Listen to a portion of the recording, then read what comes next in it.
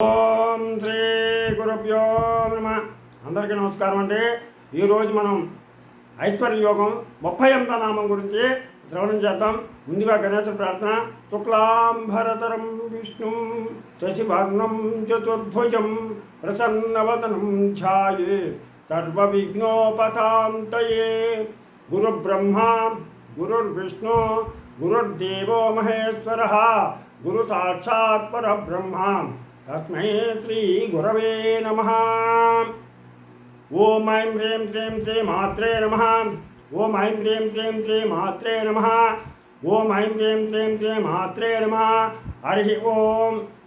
ఈరోజు మనం ఐశ్వర్య యోగం లలితా అమ్మవారి యొక్క 38వ నామం 38వ నామం యొక్క నామ మహిమ ఫలితం గురించి తెలుసుకుందాం. ఓం రత్నకింకిణికారమ్యరసనాదామభూషితాయై నమః. ఓం రత్నకింకిణికారమ్యరసనాదామభూషితాయై నమః.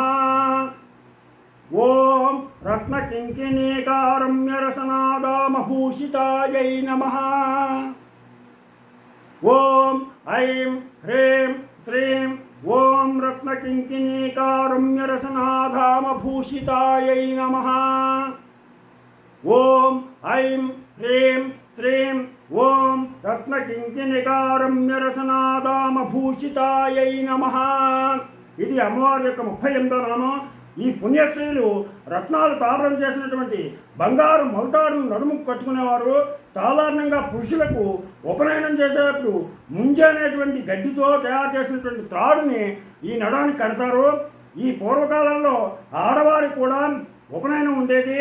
వారికి ఆ సమయంలో ముంజుతో పాటు బంగారు మొలతాడు కట్టేవారు. సదాచారానికి ప్రతీక ఈ రత్నాల మొలతాడు. అమ్మవారే వేదస్వరూపిణి కనుక సదాచారం లోకంలో వ్యాపింప చేయడానికి రత్నాలతో నిండి చిన్న చిన్న గంటలు కూడా అమర్చబడినటువంటి అందమైన బంగారు మొలతాడు ధరించింది. చిన్న చిన్న గంటలతో కూడినటువంటి మొలతాడిని అమ్మవారు నడుముకి కట్టుకుంది. ఆ మొలతాడును చూసి మనం సాష్టాంగ నమస్కారం చేసుకుంటే సకల పాపాలు పోతాయి. ఓంకారమే తాడు. అందుకని మనం సాష్టాంగ నమస్కారం చేసుకోవాలి. ఓంకారం సాక్షాత్తు ఓంకారమే ఈ తాడు.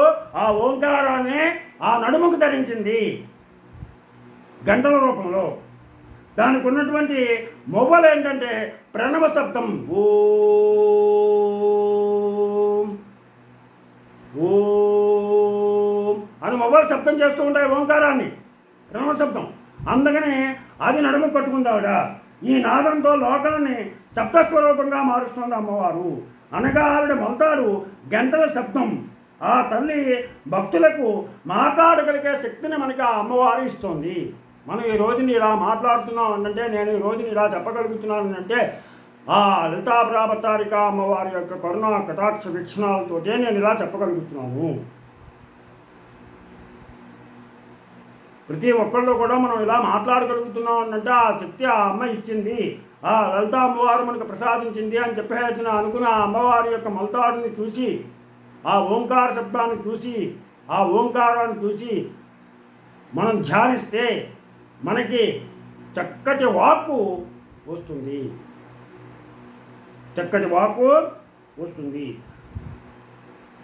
దీని యొక్క ఫలితం ఏంటంటే మంచి కంఠం ఉన్నప్పటికీ, వాళ్ళకి భాషా పాండిత్యం ఉన్నప్పటికీ, మరెన్నో శుభలక్షణాలు ఉన్నా కూడా వేదిక ఎక్కేసరికి సరిగ్గా వాళ్ళు ప్రవచనం చేయలేరు, వాళ్ళు చెప్పలేరు, అలాగే రాణించలేరు.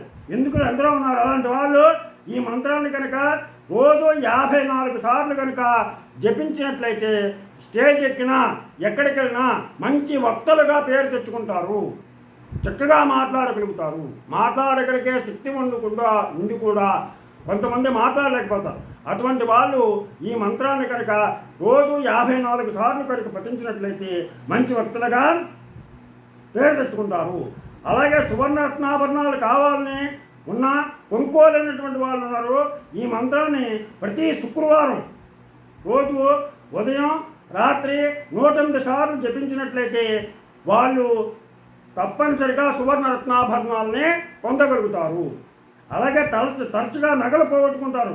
వాళ్ళు రాత్రి పడుకోబోయే ముందు 27 సార్లు కనుక జపించినట్లయితే వాళ్ళ నగలు ఎప్పుడూ కూడా భద్రంగా ఉంటాయి, దొంగల పీడ ఉండదు. ఇది ఈ 38వ నామం ఫలితం. ఈరోజు మనం ఆ లలితా పట్టారిక యొక్క 38వ నామ ఫలితం, నామ మహిమ గురించి తెలుసుకున్నాం. అందుకని ప్రతి ఒక్కరు కూడా ఈ నామాన్ని పఠించి మంచి వాక్శుద్ధిని, మంచి వక్తలుగా పేరు తెచ్చుకుంటారని ఆశిస్తూ, అలాగే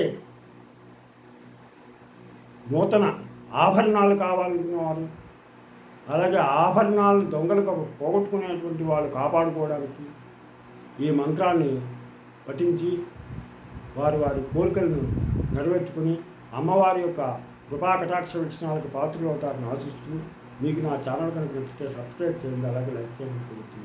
మీరు ఆపాక వెంకట ప్రభాకర్.